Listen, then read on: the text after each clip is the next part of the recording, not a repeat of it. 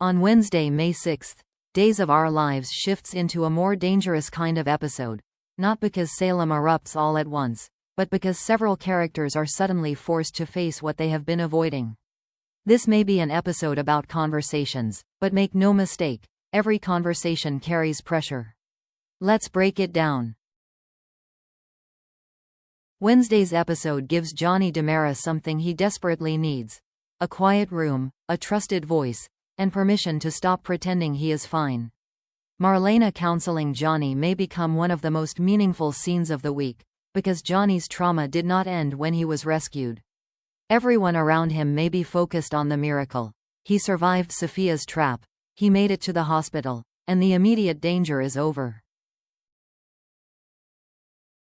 But for Johnny, the emotional impact may only now be catching up. He was not just caught in an accident. He was targeted. That distinction matters. Johnny may be replaying the moment he realized Sophia's plan was not just about scaring him. It was about making sure he never walked away. That kind of fear can leave a person feeling unsafe even after the doors are locked and the doctors say they are stable. Marlena's role is not to push Johnny into a neat recovery. It is to help him name the chaos inside him. He may be angry that Sophia got that close. He may feel shaken by how helpless he was. He may feel guilty for surviving when Sophia's fate has now turned tragic. And he may feel relief that she can no longer come after him, then hate himself for feeling that relief. That emotional mix is exactly why Marlena matters. She can help Johnny understand that conflicting feelings do not make him cruel or weak. They make him human. Sophia hurt him, but her death may still disturb him. He can be grateful to be alive and still haunted by what happened. Both things can be true. And Chanel's secret adds another layer. If Chanel soon reveals the concerning mammogram results, Johnny may have to shift from victim to supporter before he has fully recovered himself. That means this therapy session is not just about the past. It may be preparing him for the next emotional storm in his marriage. Johnny survived the attack. Now he has to learn how to live after it. From Johnny's private pain, Wednesday moves into a much colder kind of danger. E.J. DiMera warning Kristen. This is not just another DiMera argument. It is a power move. E.J.'s son nearly died, and Sophia's role in that attack gives him every reason to look for who pushed her, used her, or benefited from the chaos. If Kristen had any involvement, E.J. may not know the full truth yet, but he may know enough to start circling. And that is what makes him dangerous. E.J. does not need a confession to apply pressure. He knows how guilt behaves.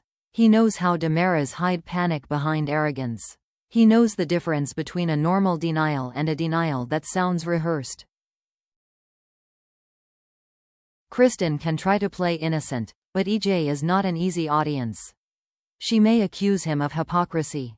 She may remind him that he has committed plenty of sins himself. She may turn the conversation into a fight about loyalty, family, and blame. But E.J.'s warning may not be about winning an argument. It may be about watching her reaction. One wrong word could matter. One detail she should not know could expose her. One flash of fear could tell E.J. he is closer than she wants him to be. That is why Kristen's situation becomes so dangerous. She may believe Sophia's death closes the door on the truth. With Sophia gone, there is no witness to accuse her, no unstable partner to expose her, no living threat left to control. But death does not erase evidence. It can create new questions. If E.J. starts connecting Sophia's attack on Johnny to Kristen's behavior before and after the incident, the mansion itself could become a trap. Kristen may still have her lies, but E.J. has motive, instinct, and rage on his side. Wednesday may not reveal everything, but it may show Kristen that E.J. is no longer just suspicious. He is hunting for a crack. Elsewhere, Roman Brady asks Kate to keep her distance, and with Kate, a warning like that almost never lands quietly. Roman may believe he is protecting her. With Stefano's will reading approaching, Salem is about to step into dangerous DiMera territory. Tony and Anna are coming home. Theo is under pressure as executor. EJ is preparing for battle. Kristen is under suspicion. And Gabby may be ready to challenge the family over Stefan's inheritance. Roman understands that Kate has too much history with the DiMeras to stand near that kind of explosion without getting pulled in. She knows their secrets, understands their power games, and has her own complicated ties to the family. If she gets involved, she could become a target, a bargaining chip, or someone the DiMeras try to use. So Roman's concern makes sense. But Kate may not hear concern. She may hear control. Kate has survived enough schemes, betrayals, and dangerous men to resent the idea that she needs to be protected from a room full of DiMeras. Roman may see danger. Kate may see unfinished business. And if he tells her to stay away too firmly, he may only make her more curious about what he thinks she should not see.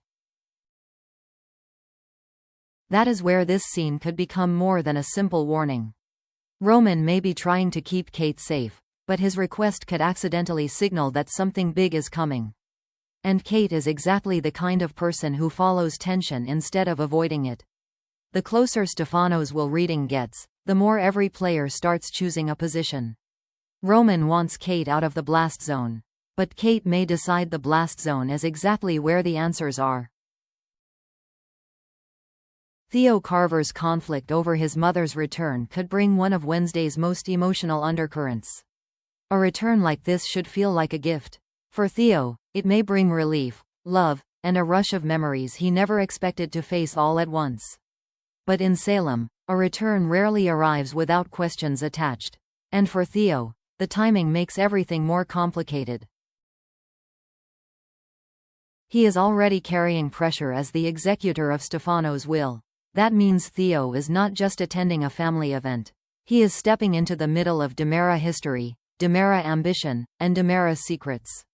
Everyone may say the will reading is just a legal matter, but viewers know better. With Tony and Anna coming back, EJ preparing behind the scenes, and Gabby possibly making a daring move, this gathering has all the signs of a storm. So Theo's emotions are split.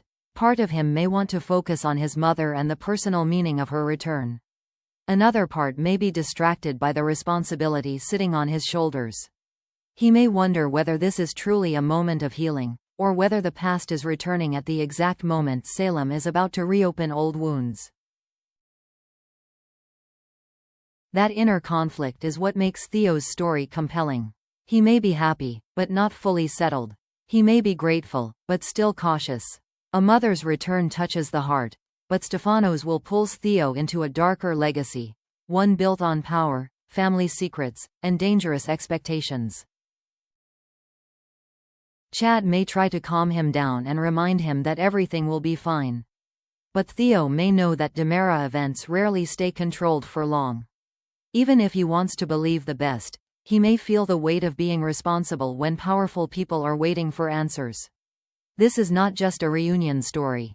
It is Theo standing between love and legacy, trying to figure out whether the past has come back to comfort him, or to test him. Kat and Chad may try to keep things casual on Wednesday, but that could be easier said than done. For Chad, caution makes sense. His life is already heavy with grief, family pressure, and the complicated weight of the DiMera name. With Stefanos' will reading approaching, Chad may not want another emotional situation pulling at him. Keeping things light with Kat may feel like the safest option.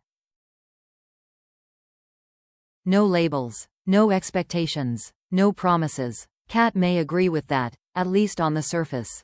She may enjoy the connection while also understanding that Chad is not someone who comes without baggage. His family drama is never far away, and once the DiMeras gather, peace usually disappears quickly. But that is exactly where the problem begins. Sometimes, casual works only when life stays simple. Chad's life is not simple. If the will reading becomes tense, if family secrets start spilling out, or if Chad finds himself overwhelmed, Kat may become the person he turns to without thinking. And once someone becomes a source of comfort, the relationship can change before either person admits it.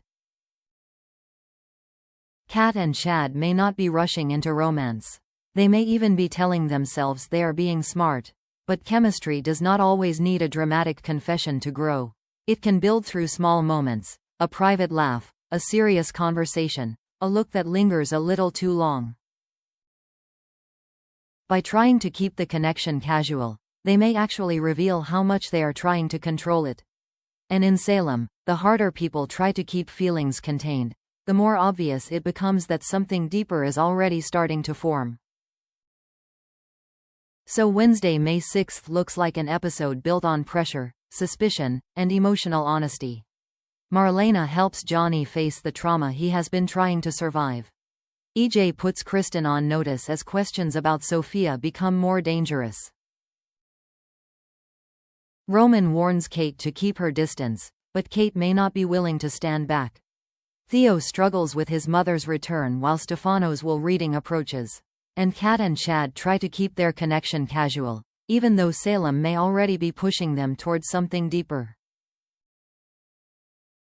The biggest question now is this: who is closest to breaking first? Johnny under the weight of trauma, Kristen under EJ's suspicion, or Theo under the pressure of family history? Which storyline are you most excited to see on Wednesday? Drop your thoughts in the comments, and don't forget to like, subscribe, and turn on notifications for more Days of Our Lives spoilers and updates.